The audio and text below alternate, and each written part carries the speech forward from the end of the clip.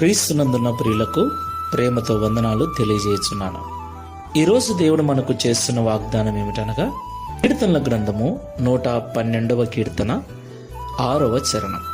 నీతిమంతులు నిత్యము జ్ఞాపకములో ఉందురు. ఆమేన్. నా ప్రియమైన సహోదరి సహోదరులారా, ఈ లోకంలో జీవిస్తున్న మనమందరము కూడా కుటుంబాలుగా, సమాజముగా, సంఘముగా జీవిస్తూ ఉన్నాం. కుటుంబంగా జీవిస్తున్న మనకు ఎన్నో అవసరాలు, ఎన్నో అక్కరలు.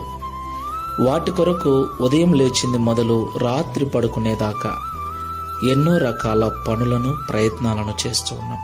ప్రియులారా, మన అక్కరలో, మన అవసరతలలో, మన పనులలో, మన ప్రయాణాలలో దేవుడు మనలను జ్ఞాపకం చేసుకోవాలి అంటే మనము నీతిమంతులమై ఉండాలి. దేవుడు జ్ఞాపకం చేసుకుంటే ఏమవుతుంది?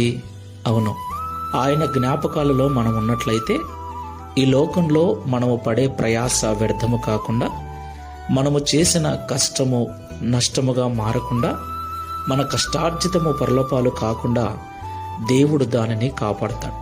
దేవునికి మహిమ కలుగును గాక. అంత మాత్రమే కాదు ప్రియులారా, దావీదు గారు అన్నట్లు, నేను చిన్నవాడనై ఉంటిని, ఇప్పుడు పెద్దవాడనై ఉన్నాను.